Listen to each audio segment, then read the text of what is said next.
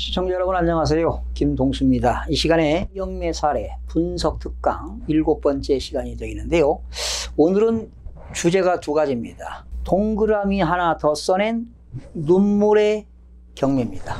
그러니까 낙찰 가격에다가 0을 하나 더 썼다는 겁니다. 1억인데 0을 하나 더 쓰면 10억이 되겠죠.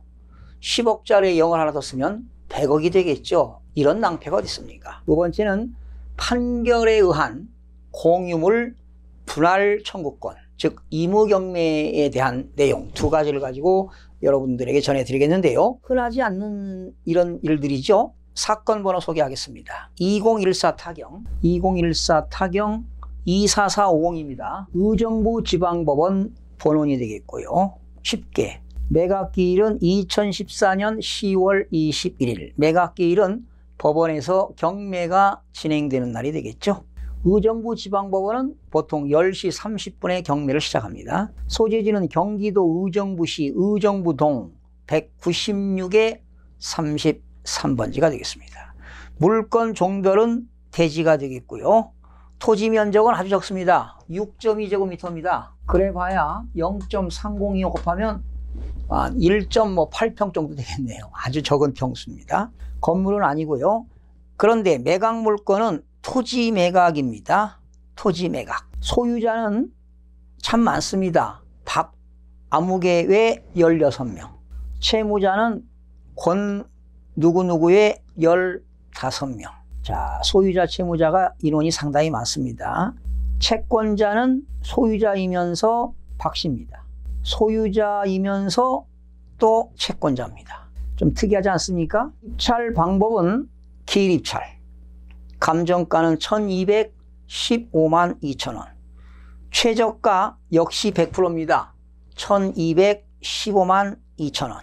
그러면 매수 신청 보증금은 10%니까 121만 5,200원인데 만원 단위로 계산하니까 매수 신청 보증금은 122만 원이 되겠습니다. 자, 입찰 진행 내용 보니까요. 1차에 2014년 10월 21일 날이 매각기일인데요. 최저 매각 가격이 1215만 2천원이었습니다. 이게 최저, 지금 유찰이 안 됐습니다. 1차에 낙찰이 되었습니다. 그런데요, 낙찰이 얼마가 되었느냐? 1억 6천이 됐습니다. 1억 6천.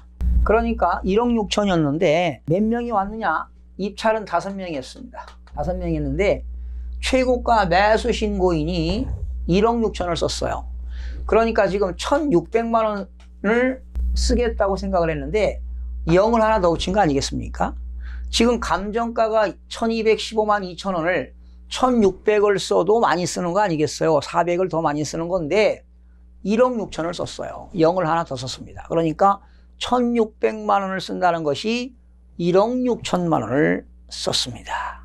그러면 여러분 같은 경우는 대금을 안 내겠죠. 1억 6천만 원에 썼어도 대금 납부기일 날 대금을 납부하지 않으면 다시 재매각이 나옵니다.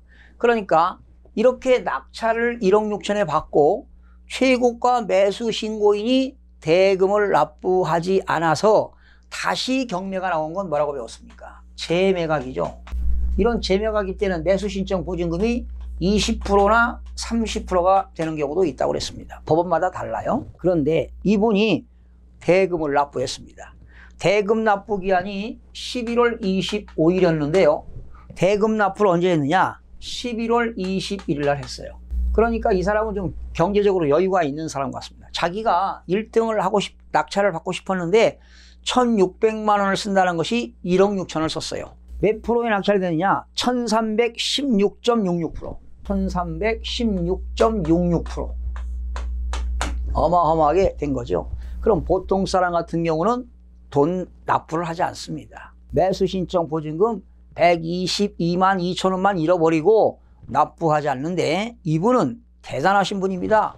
1억 6천만 원에 쓰고도 대금을 납부했다는 사실입니다. 그래서 배당 기일은 2014년 11월 24일 날, 배당 종결도 12월 24일 날 됐습니다. 이렇게 배당이 종결되면 보존계로 이관을 시킨다고 했죠. 여러분들이 이 땅에 대한 그 정보를 알려면 이 의정부시 의정부동 196의 33번지하고 다음이나 네이버에 토지 이용 규제 정보 서비스죠. 루리스입니다. LURIS Land Use Regulation Information Service죠. 루리스 토지 이용 규제 정보 서비스에 들어가시면 토지 이용 계획이라는 게 뜹니다. 거기다 이제 주소 입력하면 토지 이용 계획 열람이 뜨는데 토지 이용 계획 열람에다가 이제 주소를 입력하게 되면 이런 게 나옵니다. 국토 계획 및 토지에 대한 정보가 나오는 거죠. 국토 계획 및 이용에 관한 법률의 지역과 지구가 나오는데 여기 의정부시 의정부동은 도시지역입니다.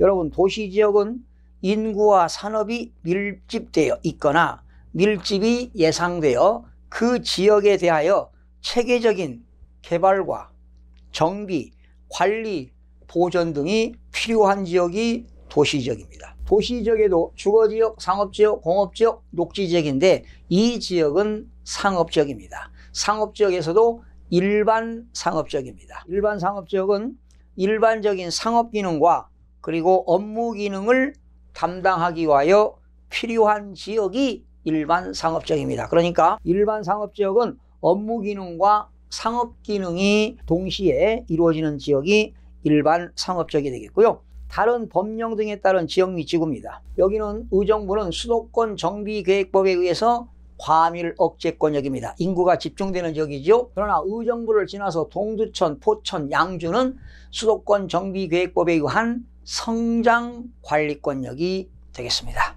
여기는 한강 폐기물 매립시설 설치 제한지역입니다. 한강수계 상수원 수질 개선 및 주민 지원 등에 관한 법률에 의해서 한강 폐기물 매립시설 설치 제한지역이다. 이런 내용이 나왔고요. 자, 물권 현황을 살펴봅니다. 감정원은 제1감정평가가 했습니다. 언제 평가했느냐? 2014년 6월 25일 날 평가했습니다. 채권자가 법원에 경매를 신청하게 되면은 사건 접수이죠. 사건 접수가 5월 27일이었는데 사건 접수를 받은 날로부터 감정평가는 1개월 이내 하도록 되어 있으니까 2014년 6월 25일 날 감정평가가 이루어졌습니다. 목록과 지번, 토지 이용 계획, 용도, 구조, 면적, 제곱미터당 감정가 비교가 나왔죠.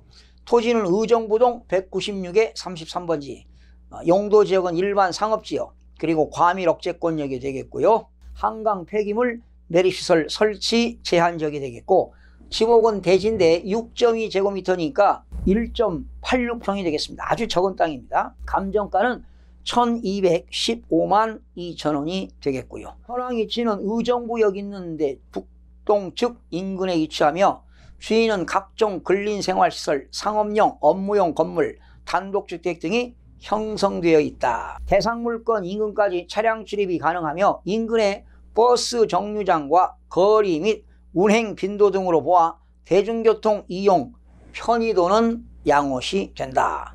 인접지 대비 등고 평탄한 사다리형 토지로서 부속토지로 이용 중이다. 대상물권은 지적도상 동측 196의 16대 현황은 도로, 번지와 접하고 있다. 참고사항입니다. 공유물 분할을 위한 경매가 되겠네요. 현황 조사에 따르면 건물과 건물 사이에 있는 골목에 있고 출입로가 없는 맹지다. 그러니까 지금 건물과 건물 사이에 있는 대지가 되겠어요. 감정평가서에 의하면 지적도상 동측 196의 16 번지와 접하고 있으나 인접토지 소유자의 점유 상태로 진출입이 어려운 상태다. 여러분 지금 어느 땅을 여러 사람이 공동 소유하고 있는 걸 뭐라고 합니까? 공유라고 합니다. 공유. 한 필지의 토지를 여러 사람이 공동 소유하는 것을 공유라고 합니다. 공유. 공동 소유하고 있다. 그러면 이 공동 소유하는 소유자들끼리 협의 분할이 되거나 협상해서 팔아가지고 뭐 자기 지분대로 나눠 가질 수가 있는데, 공유자들끼리 협상이 안 되면 한 공유자가 민법 268조 규정에 의해서 공유물의 분할 청구를 할 수 있습니다. 분할 청구 소를 제기할 수 있어요. 공동 소유한 사람들끼리 공유자끼리 협의가 안 되게 되면 법원에다가 공유물 분할 청구 소를 제기하면 판사가 판결 내리겠죠. 그러나 판사가 불러가지고 조정하겠죠. 원고 피고끼리 협의가 이루어질 수 있도록 협상을 하게 되는데, 만약에 협의가 조정이 되지 않게 되면 판사 입장에서는 경매, 형식적 경매입니다. 경매로 처분해서 지분별로 나눠 가져라, 이렇게 해서 판사가 말이죠, 형식적 경매라는 처분을 내립니다. 형식적 경매. 공유자가 공유물 분할 청구 소를 제기해서 법원에서 판사가 형식적 경매가 이루어지게 되면 이건 의무경매에 해당합니다. 의무경매에 해당하는데 바로 이게 형식적 경매인데, 지금 공유물 분할 청구 소를 제기해서 법원에서 판결에 의한 경매로 나온 것이 바로 형식적 경매가 되겠는데요. 거기 민법 268조 공유물 분할 청구라고 나왔죠. 공유자들은 공유물의 분할 청구를 할 수 있다. 법원에 할 수 있습니다. 그러나 5년 내의 기간으로 분할하지 아니할 것을 약정도 할 수가 있습니다.